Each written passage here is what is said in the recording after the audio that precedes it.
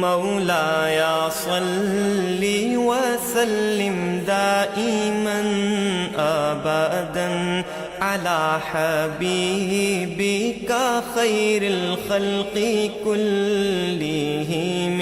سامعین کرام، آج کا موضوع سیدھے راستے کی منزل کیا ہے؟ جی ہاں، یہ بہت اہم سوال ہے، اور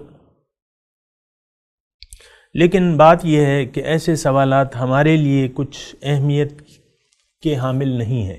اس قسم کے سوالات جو ہیں ہمارے لیے کوئی اہمیت نہیں رکھتے، نہ ہم اس کی کھوج میں ہیں، نہ اس کی ہم ڈھونڈ لگاتے ہیں، اور نہ سیدھے راستے کی منزل کا پتہ لگانے میں ہمارا کچھ سنجیدگی دکھاتے ہیں۔ اس کی وجہ کیا ہے؟ اس کی وجہ یہ ہے کہ ہم نے بطور منزل ایک منزل کا انتخاب ہم نے کر لیا ہے۔ ہمارے آباء و اجداد بھی اسی راستے کے مسافر تھے، ہم بھی اسی راستے کے مسافر ہیں، اور وہ راستہ کیا ہے، وہ منزل کیا ہے؟ وہ دنیا کا راستہ ہے، اور اس کی منزل دنیا ہے، خواہشات دنیا اور دنیا۔ یعنی دنیا اگر آپ کو حاصل ہو جائے، اس کا مطلب یہ ہے کہ آپ کو اپنی منزل مل گئی۔ حسب خواہش آپ کو اگر دنیا مل جائے نا، اصل میں بات یہ ہے کہ ہم میں سے ہر شخص جو ہے وہ دنیا کے راستے پر رواں دواں ہے، اور دنیا کے دھوکے میں آ گیا ہے، جبکہ اللہ تعالیٰ نے ہمیں اس سے منع فرمایا ہے، فَلَا تَغُرَّنَّكُمُ الْحَيَاةُ الدُّنْيَا وَلَا يَغُرَّنَّكُمْ بِاللَّهِ الْغَرُورُ، کہ تمہیں دیکھو کہیں ایسا نہ ہو کہ دنیا کی زندگی جو ہے وہ تمہیں دھوکے میں ڈال دے، اور دھوکہ دینے والی چیزیں بھی تمہیں دھوکے میں نہ ڈالنے کہیں۔ لیکن ہم دنیا کے بھرے میں آ چکے ہیں، یعنی دنیا کے دھوکے میں آ چکے ہیں۔ ہم یہ سمجھتے ہیں انفرادی طور پہ بھی اور اجتماعی طور پہ بھی کہ ہماری منزل صرف اور صرف دنیا ہے۔ دیکھیں، ہر شخص کی دوڑ جو ہے دنیا کی طرف ہے، دنیا ہی کے خیالات ہیں۔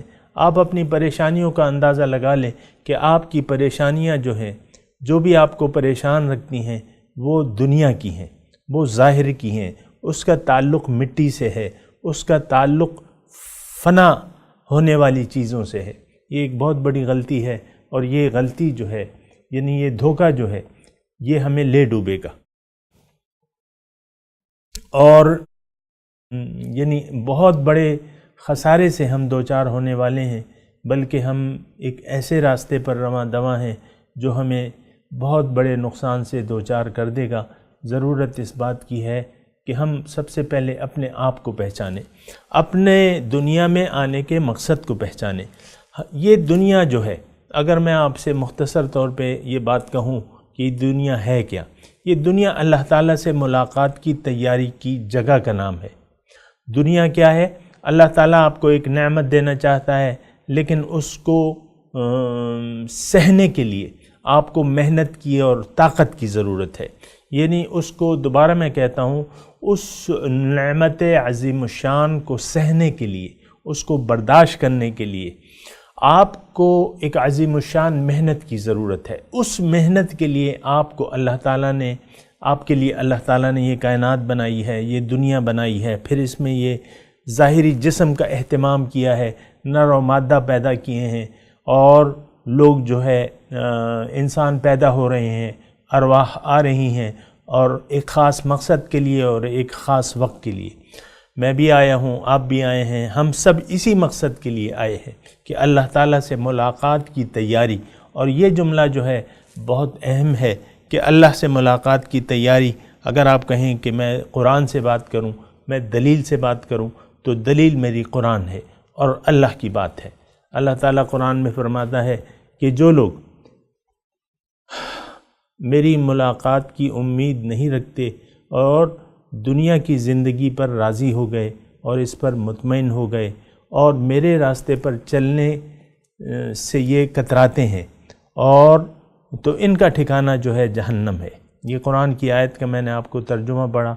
اب آپ کو خود سوچ لینا ہے کہ ہم نے کہاں جانا ہے، کیا کرنا ہے۔ وآخر دعوانا ان الحمد للہ رب العالمین۔